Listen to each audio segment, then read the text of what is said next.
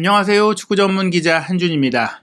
독일 축구 레전드 위르겐 클린스만 감독이 대한민국 축구 대표팀 감독으로 부임해 5번째 A매치를 치렀습니다. 여전히 첫 승을 거두지 못했습니다. 9월 웨일스와의 원정 경기 결과는 0대0 무승부였는데요.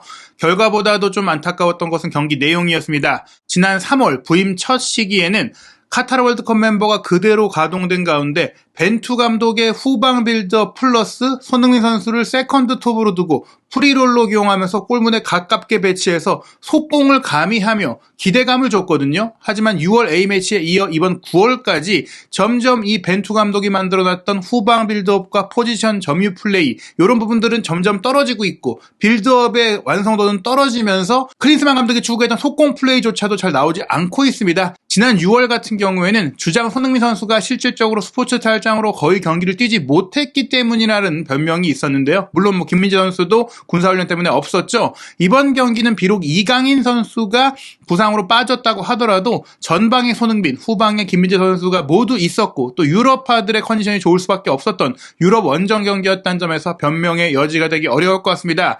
웨일스전 대체 어떻게 플레이했기 때문에 졸전이라는 말이 나오는지 주요 장면들을 통해서 분석해보도록 하겠습니다. 한국 대표팀이 웨일스와의 사상 첫 A매치 카디프 시티에서 치른 원정 경기에서 0대0으로 비겼는데요. 가장 큰 문제는 색깔 없는 축구였다는 점입니다. 우선 이번 경기는 웨일스 마피아의 일원이었던 손흥민 선수에게는 의미 있는 경기였죠. 비록 가레스 베일은 은퇴했지만 토트넘 허스퍼에서 함께 호흡을 맞추고 있는 벤 데이비스 그리고 현재 토트넘 소속이지만 주전 경쟁에서 밀려나면서 리즈 유나이티드로 임대된 조 로든 등과 맞대결을 갖게 됐고요. 또 새롭게 토트넘에 입단하게 된 윙포워드 브레넌 존슨도 선발 출전을 했습니다. 한국 대표팀은 4-4-2 대형으로 시작했는데요. 지난 3월 달에도 클린스만 감독은 손흥민 선수를 투톱에 처진 스트라이커로 기용을 했었죠. 그때처럼 손흥민, 조규성을 투톱으로 배치를 했는데 이번 경기는 조규성 선수가 훨씬 더 확연하게 원톱처럼 올라가고 손흥민 선수가 2선으로 내려오는 모습들이 있었습니다. 좌우 측면 미드필드로 이재성과 홍현석을 배치를 했어요. 홍현석 선수가 왼발잡이 2선 플레이메이커인데 이강인 선수처럼 기용을 해봤고요. 두 명의 중앙 미드필드로는 황인범과 박용우를 배치했습니다.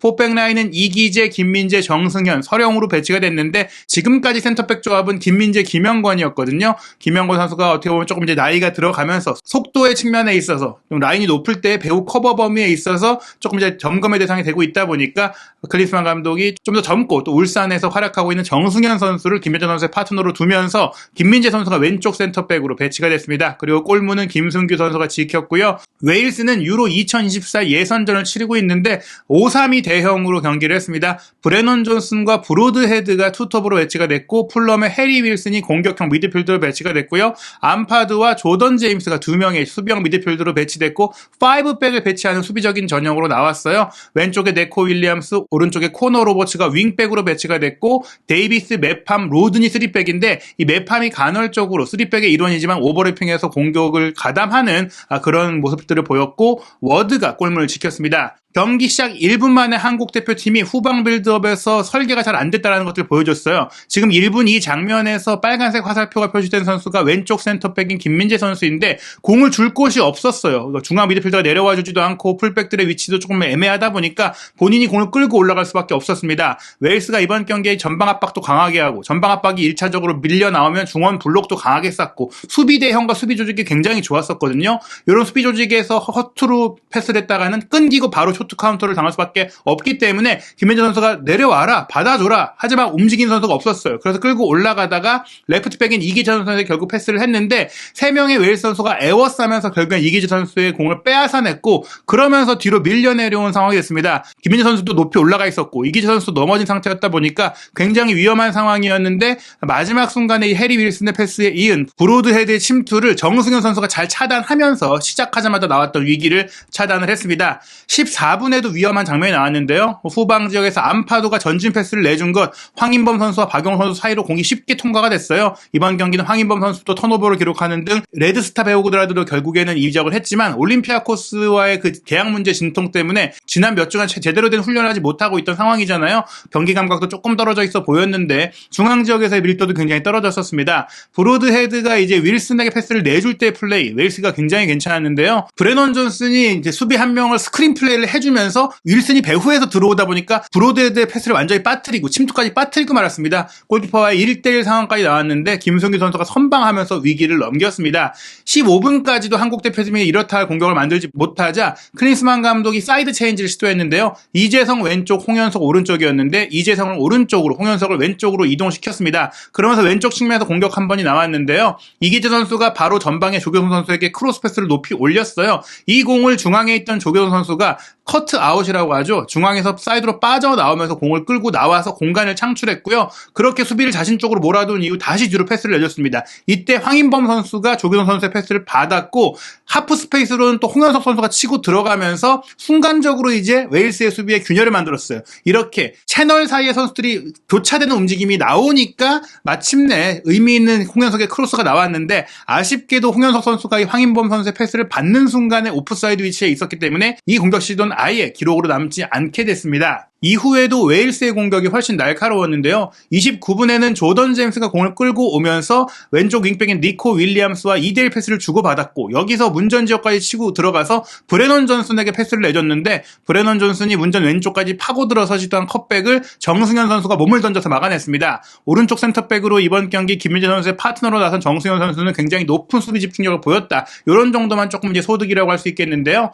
36분께 다시 한번 이제 측면 공격이 잘 풀리지 않자 이재성 선수가 왼쪽, 홍현선 선수가 오른쪽으로 이동을 했어요. 그리고 나서 전반전 한국 대표팀의 가장 위협적인 공격 장면이 한번 나왔는데요. 이재성 선수가 이제 왼쪽에서 공을 받고 이기재 선수의 침투에 맞춰서 패스를 내줬습니다. 그리고 이기재 선수가 문전으로 날카로운 크로스 패스를 연결을 했는데 이게 이제 조경호 선수도 1차적으로 침투를 했고 바깥쪽에서 홍현석도 함께 침투를 해왔으나 누구도 건드리지 못하면서 빗나가긴 했는데 골키퍼와 센터백 사이 공간으로 기가 막힌 크로스가 올라가면서 한 차례 위협적인 장면이 나왔죠. 이 과정에서 이기재 선수도 1차적으로 이재성 선수가 공을 받는 과정에 뒤로 돌아가는 움직임을 두 차례나 보이면서 웨일스의 수비 뒷공간을 잘 무너뜨렸고 박용호 선수도 중앙 지역에서 잘 측면으로 뿌려주는 그런 플레이를 보여주긴 했었거든요. 이 장면을 기점으로 이기재 선수를 통해서 한국의 공격들이 조금 연결이 됐는데요. 40분에도 이제 이기재 선수가 왼쪽 측면에서 공격에 가담한 이후 왼쪽 하프 스페이스에 포진해 있던 이재성 선수에게 공을 밀어줬고 이재성 선수는 공을 받자마자 뒤에 있는 손흥민 선수한테 내줬어요. 경기 내내 전방에 있던 손흥민 선수가 공을 거의 못 받으니까 점차 2선으로 내려와서 공을 받아주고 미드필드 플레이를 하려고 했는데요.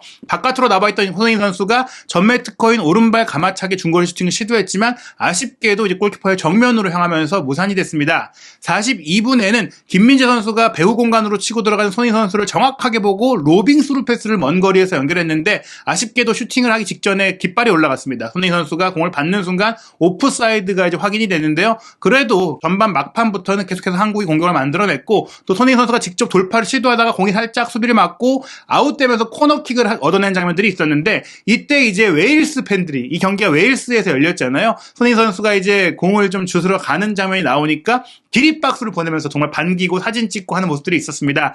웨일스도 영국에 속해 있기 때문에 또 프리미어리그에서 맹활약을 하고 있고 무엇보다 이제 웨일스 마피아를 토트넘에서 구성하면서 웨일스 선수가 친한 선수다 보니까 웨일스 팬들도 손흥민 선수에 대한 애정이 굉장히 크다라는 것을 볼 수 있는 그런 장면이었습니다. 45분에도 손흥민 선수의 좋은 플레이가 한번 있었는데요. 박용호 선수가 밀어준 공을 손흥민 선수가 이번에는 측면으로 빠져서 날카로운 크로스 패스를 문전으로 배달했으나 안파도 선수가 가까스로 걷어내면서 이 위기를 웨일스가 넘겨냈습니다. 결국엔 한국의 좋은 상당수의 장면들 이기재 선수의 왼쪽 오버래핑도 있지만 손흥민 선수가 2선으로 내려와주고 왼쪽 측면으로 움직여주고 오른쪽 측면으로 이동해주는 프리롤 폭넓은 움직임을 보여주면서 나왔다고 할 수 있겠는데요. 전반전 기록을 살펴보면 한국 대표팀이 무려 62%의 높은 볼 점유율을 가져갔지만 슈팅 숫자에서 5대2, 유효 슈팅 2대1로 밀렸습니다. 빅찬스, 큰 기회를 만들어낸 것도 웨일스였고요. 한국은 의미 없는 점유율을 가져갔다. 조금은 이제 답답한 비효율적인 경기를 했다고 할 수 있겠습니다. 실전을 준비하고 있는 팀은 웨일스다 보니까 경기 전 기자회견에서 예고한 대로 웨일스가 후반전에 조금 더 적극적으로 선수 교체를 하면서 주력 선수들을 쉬게 해줬는데요. 후반전 시작과 함께 웨일스는 주전 미드필드인 암파드와 공격수 브레넌 존슨을 빼고 모렐과 장신 공격수 키퍼 모어를 투입을 했습니다. 후반전에는 손흥민 선수가 더 많이 일찌감치 내려와서 경기를 했어요. 전반 한 30분 넘어서면서부터 거의 손흥민 선수가 미드필드에 가깝게 경기를 했는데 손흥민 선수가 내려오니까 웨일스 수비수들도 따라 올라오고 끌어내려오는 선수들이 있었어요. 그러면서 공간이 생기기 시작했죠. 48분에 이제 오른쪽 센터백인 정승현 선수가 손흥민 선수가 내려왔을 때 생긴 사이드 공간을 향해서 서령호 선수 쪽으로 쭉 공을 뽑아줬어요. 그리고 서령호 선수가 바로 크로스 패스를 문전으로 배달했는데 이 공을 이제 이재성 선수가 잘 키핑하면서 바로 이선으로 달려들어왔던 홍현석 선수가 늘어졌거든요. 여기서 홍현석 선수가 왼발 슈팅을 바로 가져갔다면 좋았을 텐데 키핑하는 것 같으면서 또 이재성 선수한테 바로 내주려고 했던 것들이 좀 튀면서 이재성 선수가 결국 받아서 백패스를 하는 상황이 되고 말았습니다. 사실 조금은 홍현석 선수가 과감하고 좀 자신감 있게 조금은 이기적으로 플레이해줬으면 어땠을까 하는 좋은 장면이었는데요. 그래도 후반전에는 빌드업 밀도라든지 선수들의 패스 플레이가 조금은 살아났어요. 그리고 그 중심에는 말씀드린 대로 손흥민 선수가 이선으로 내려와서 미드필드 플레이를 했다는 것이 있는데 56분에는 이제 이재성 선수가 이제 하프 스페이스를 통해서 찔러 들어가줄 때 본인이 사이드로 벌려서 수비를 끌어낸 이후 스루 패스를 줬거든요. 여기서 이기재 선수가 문전으로 준공, 또 한 번 조규성 선수가 사이드 쪽으로 내려오면서 받고 바로 백킬 패스를 손흥민 선수한테 내줬습니다. 그리고 손흥민 선수가 왼발 중거리 슈팅을 가져갔는데 이 슈팅은 아쉽게도 골대를 넘기고 말았어요. 하지만 중요한 것은 조규성 선수도 정적으로 움직이지 않고 많이 움직여주고 또 이재성 선수가 왼쪽에서 뒤로 빠지면서 이기재 선수가 올라가는 교차 플레이, 그리고 손흥민 선수가 이선으로 내려오면서 수비를 끌어내는 플레이, 이런 것들을 통해서 조금은 이제 공간이 생겼습니다. 60분에는 손흥민 선수가 아예 밑으로 내려와서 오른쪽에 황인범 선수에게 크게 전환 패스를 줬고 황인범 선수의 왼발 중거리 슈팅까지 있었는데 골대 옆으로 빗나갔거든요. 이런 가운데 한국 대표팀도 선수 교체를 하게 됩니다. 홍현석 선수와 황인범 선수를 빼주고 황희찬, 그리고 광주FC 돌풍의 중심인 이순민 선수를 투입을 했고요. 웨일스 역시 윌리엄스와 윌슨, 제임스를 빼고 번스, 램지, 시한을 투입하면서 양팀 모두 많은 선수들을 골고루 활용하는 모습들을 보였습니다. 64분에 한국 대표팀 교체로 들어온 황희찬 선수의 측면 속도를 통해서 좋은 장면 한 번을 만들었는데요. 박용호 선수가 오른쪽으로 벌려주고 서리고 선수가 앞으로 찔러준 것, 황희찬 선수가 한번 툭 치고 달려들어가면서 크로스 패스 연결했는데 수비에 차단이 됐습니다. 웨일스 역시 키퍼 무어가 들어왔던 장신 공격수의 존재감을 확실하게 활용을 했는데요. 센터백인 메팜이 중앙부터 문전까지 한 명 두 명 제끼더니 완전히 끝까지 치고 들어가서 올린 크로스 패스가 키퍼 무어의 머리에 맞았고 이게 골포스트를 때리고 나왔는데요. 레런 램지가 이 공을 그냥 밀어넣으면 되는 상태였는데 공이 골대를 맞고 튀는 것을 예측하지 못하면서 본인의 가슴을 맞고 무산되는 그런 상황이 나왔습니다. 한국 대표팀이 실점할 수 있는 위기였는데요. 곧바로 1분 뒤에는 브로드헤드의 중거리 슈팅이 한국 수비를 맞고 굴절되면서 김승규 선수가 몸을 이제 던졌지만 이 공이 굴절됐기 때문에 맞기 어려웠거든요. 다행히 골대 옆으로 빗나가면서 또 한 번의 실점 위기를 넘겼고요. 70분에는 에런 램지의 코너킥을 조 로든이 헤더 슈팅으로 연결했지만 김승규 선수가 막아냈습니다.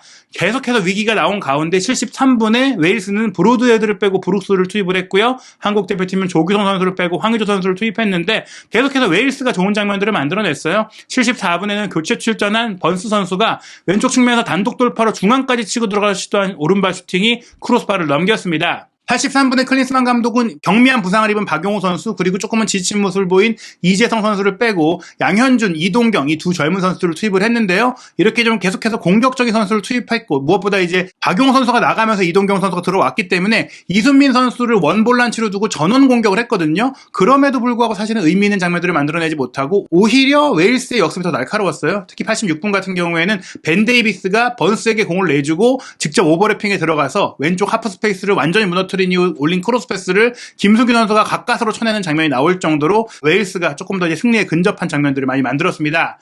후반전의 기록도 한국 대표팀이 볼 점유율은 60%였지만 슈팅 숫자는 무려 6대2로 웨일스가 크게 앞섰고요. 유효 슈팅도 웨일스가 2대0으로 앞섰습니다.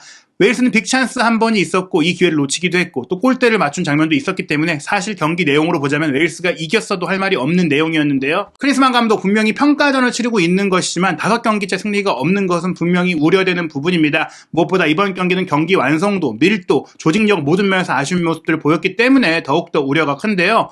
9월 13일 수요일 새벽 1시 30분에 있을 사우디와의 경기는 더 중요합니다. 지금 치르고 있는 평가전은 2024년 1월에 개막할 카타르 아시안컵 60년 만에 만에 우승 도전에 노리는 바로 이 중요한 아시아 왕자를 위한 일정이거든요. 사우디는 우승 경쟁팀입니다. 이 팀과의 경기에서 우리가 어떤 경기를 보일지, 무엇보다 이탈리아 대표팀을 이끌었던 만치니 감독을 전격 선임한 사우디와 클린스만 감독을 선임한 한국의 선택이 어떻게 엇갈리는지가 드러날 것 같거든요. 한국 대표팀에 대한 우려가 커지고 있는 가운데 과연 클린스만 감독의 첫 승은 언제 나올지, 또 클린스만 감독이 남은 기간 동안 또 어떤 해법들을 찾아내고 또 어떻게 선수단을 운영할지 새로운 소식이 나온 대로 한준TV에서 빠르게 분석하고 정리해서 전해드리도록 하겠습니다.